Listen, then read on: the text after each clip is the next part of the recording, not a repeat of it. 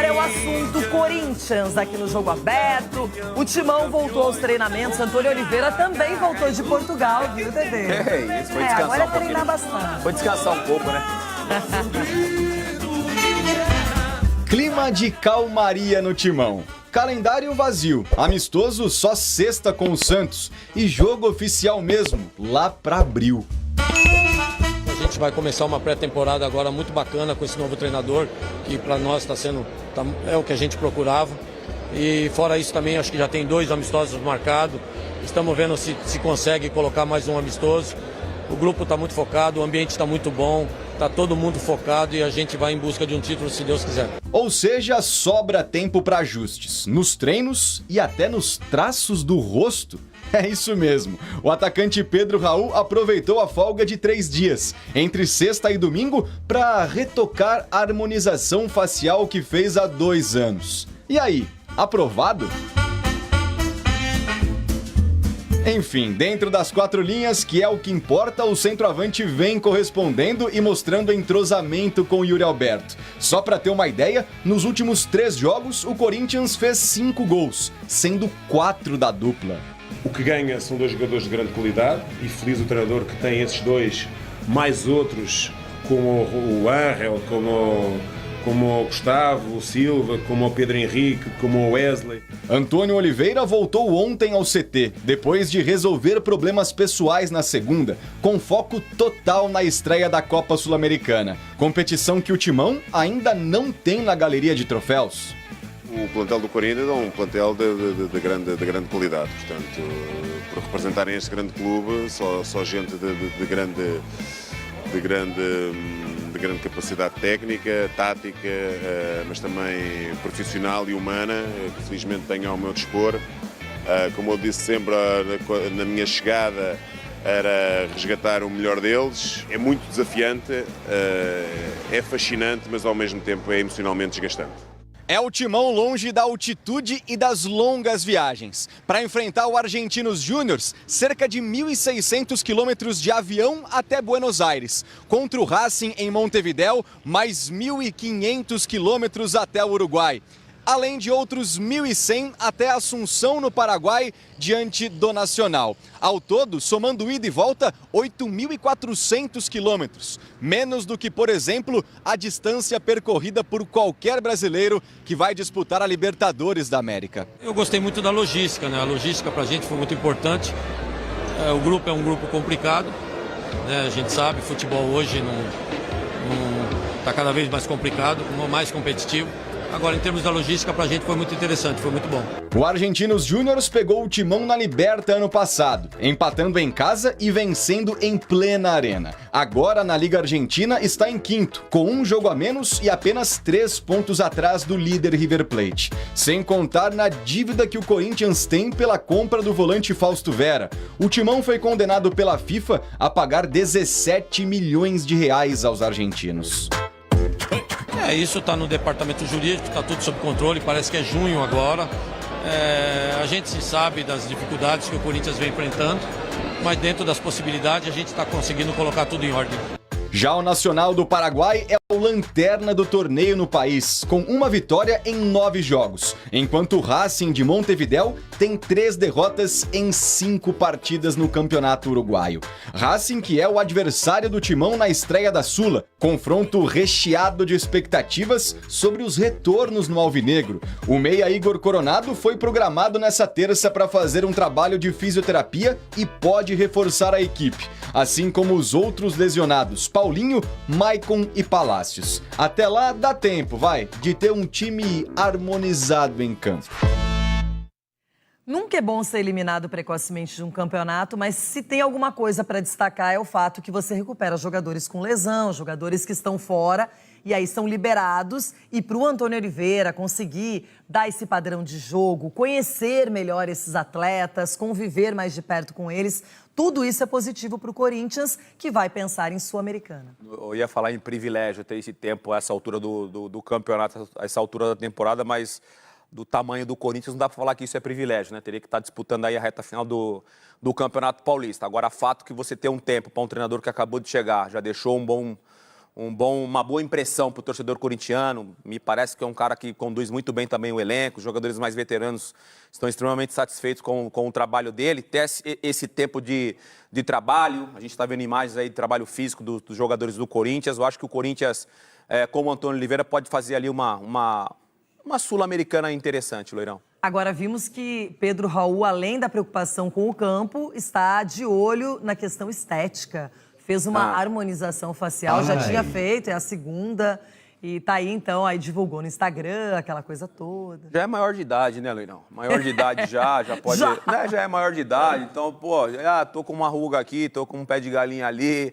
Então vamos fazer um tratamento, né? Fato é que eu tô precisando também fazer uma limpeza de pele, porque tá osso, pai.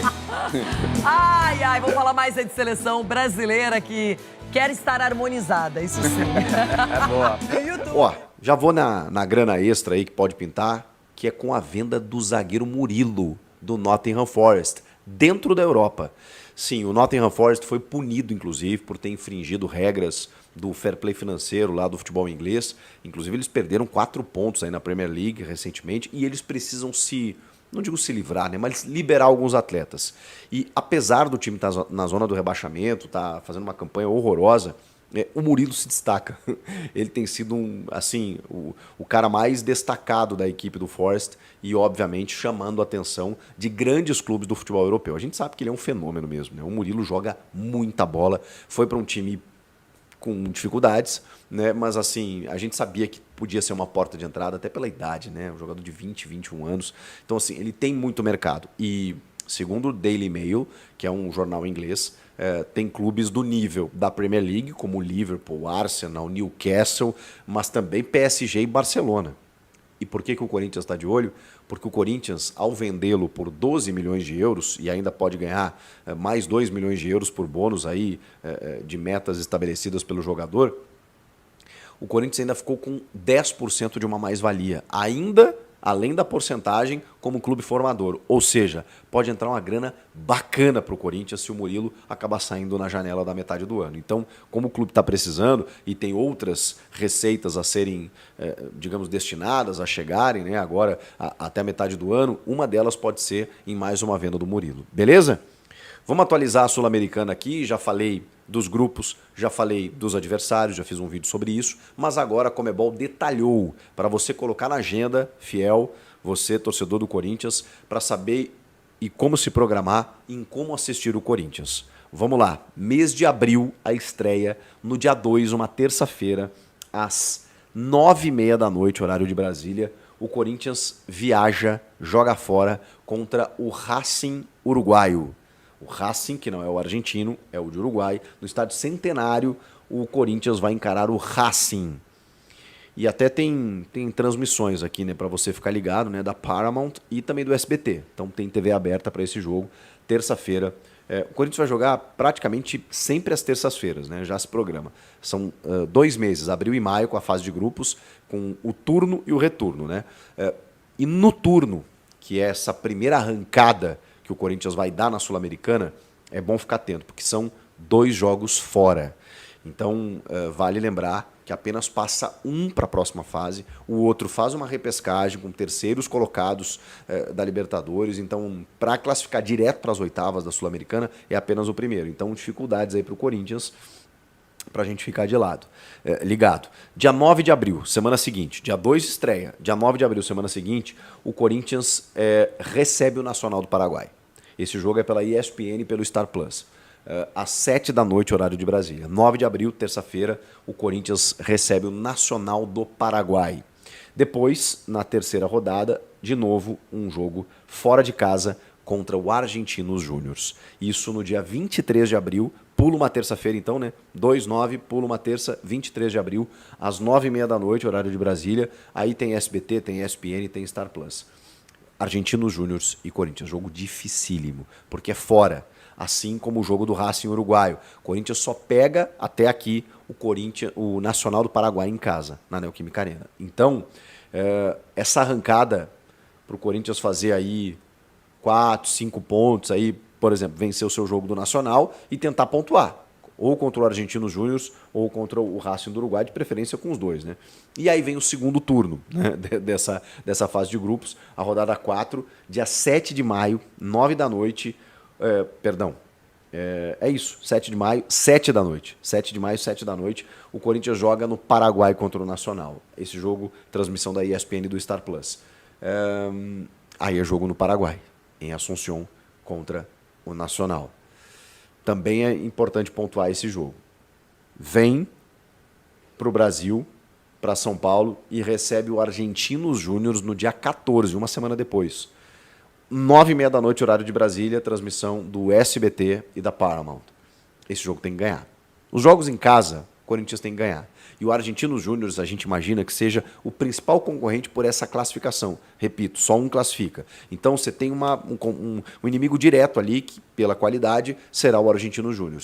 Tem que ganhar em casa e tentar pontuar fora. E já estamos na penúltima rodada, já estamos na fase final. Aqui já vai dar para ter uma ideia, pode ser inclusive, eu ia dizer, liderança do grupo. Não, a liderança do grupo é a classificação. Então pode ser que Corinthians e Argentinos Júnior aqui estejam disputando exatamente a vaga, para vocês terem uma ideia do tamanho desse confronto. E aí o Corinthians fecha também em casa, e isso é importante, o Corinthians fecha a fase de grupos com 2 jogos em casa. Então precisa chegar vivo até lá, precisa chegar com chances de classificação, porque aí você tem 2 jogos em casa no seu estádio para poder pontuar, tanto contra o Argentinos Júnior quanto contra o Racing do Uruguai. Esse jogo no dia 28 de maio, também terça-feira, 7 da noite, transmissão da ESPN e do Star Plus. É um grupo chatinho. Tem o Argentinos Júnior, que é um inimigo complicado. Tem ainda o Nacional do Paraguai e o Racing do Uruguai, que são equipes não tão tradicionais, mas que, obviamente, vão dificultar ao máximo a vida do Corinthians. O Corinthians é o inimigo a ser batido no grupo e vai ter que ter um foco estabelecido na Sul-Americana se quiser avançar. É uma competição que dá para o Corinthians ganhar, mas tem gente muito qualificada, gente. Tem o Inter, tem o Boca Juniors. Então, ali na frente, cara, vai ser de um nível de Libertadores. Então o Corinthians precisa passar por essa primeira fase, que não vai ser nada fácil. Esse é o caminho. Vocês gostaram? Acharam tranquilo? Acharam fácil? E essa história de novo, Gabigol no Corinthians. Será que isso é possível? Sim, é possível. Segundo o craque Neto, no programa Donos da Bola da Band TV, né, meu colega lá de emissora, divulgou nesta terça-feira de que Gabigol segue na pauta do Corinthians. Mais do que isso, de que existem conversas e de que Gabigol pode ainda ser jogador do Corinthians. A gente precisa entender por que isso está acontecendo. O Neto também cita nessa mesma fala de que o Corinthians conversa com 2 reforços que podem ser anunciados tanto nessa janelinha que vai acontecer agora no mês de abril, quanto na janela do meio do ano. Seria um volante mais um meia, um jogador do meio para frente, que são exatamente as carências que o Corinthians tem nesse sentido. Nesse momento, é óbvio que o Corinthians fala que não tem negociação com nenhum jogador. O Augusto Melo estava presente em Luque, lá no Paraguai, no sorteio da Sul-Americana, e disse que o grupo está fechado, que o elenco está fechado. E acho que essa é uma voz oficial mesmo que tem que acontecer, né? Porque a diretoria do Corinthians ela já pecou demais nesse sentido, inclusive com o Gabigol, ao dizer que estava negociando, que estava querendo, e todas as conversas elas vinham por outro lado, né? De que a coisa não ia acontecer, os dirigentes do Flamengo meio que ironizando a situação, e o Augusto muito convicto de que, não, a gente conversei com o presidente, conversei com o próprio atleta, a gente mandou uma proposta, mandou um projeto, aquela coisa toda. O Augusto, imagino eu, não iria mentir, né? Porque ele dá detalhes de como a conversa aconteceu no começo da temporada. Pois bem, depois de uma resposta que não foi dada e toda aquela, digamos assim, aquele clima negativo da expectativa criada de que o Gabigol poderia vir ou poderia não vir mais e tal, o Augusto resolveu tirar o time de campo. Mas o Corinthians nunca desistiu nos bastidores de ter Gabigol. Por quê? Porque o Gabigol ainda não renovou com o Flamengo. O Gabigol tem contrato até dezembro. O Rodolfo Landim, presidente do Flamengo, já deu entrevistas dizendo que ele é jogador do Flamengo. Então ele vai ficar aqui até o final do contrato dele. Só que o Flamengo pode perder o Gabigol de graça na metade do ano. De graça. Eu sei que o Gabigol já se pagou, tá? O Flamengo pagou mais de 90 milhões de reais, quase 100 milhões de reais pelo Gabigol, na época que o contratou, adquirindo os seus direitos. Ele virou um ídolo, talvez o maior jogador da história do Flamengo depois do Zico. E olha, o Flamengo tem grandes jogadores, mas o Gabigol, cara, o Gabigol tem gols em 2 finais de Libertadores. Então, assim, é um cara que está na história, mas que hoje já não é mais nem titular. Então, ele está vivendo um período lá de ostracismo em relação pelas preferências do Tite, pelo bom momento do Pedro, pelo time ajustado de uma maneira sem ele, por um desleixo do próprio atleta no ano passado, que ficou um pouco fora de forma, focou em outras coisas, pelo seu final de contrato, por uma pedida muito estratosférica em termos de luvas, de, cara, com vencimentos de mais de 50 milhões de reais para renovar, e o Flamengo tirou o pé. E o Flamengo, não, a negociação não existe. Mas ele é atleta do Flamengo e vai ficar até o final do ano, disse o presidente. Mas será que o Flamengo vai querer liberar o Gabigol de graça? E isso, por lei, deve acontecer na metade do ano. Se não houver uma renovação, ele assina pré-contrato com qualquer clube do mundo e vai embora no final do ano. Mas aí que tá. Será que o Corinthians vai esperar até 2025? Pode esperar. E aí ele chega de graça, porque vai ter que desembolsar uma boa quantia nas luvas, evidentemente, né, para adquirir o Gabigol, para vencer a concorrência, porque ele vai ser um jogador, obviamente, muito concorrido no mercado, e também por um altíssimo salário, imaginamos. Agora, daqui a pouco, existe uma figura central nesse processo que às vezes a gente esquece, que é Fabinho Soldado.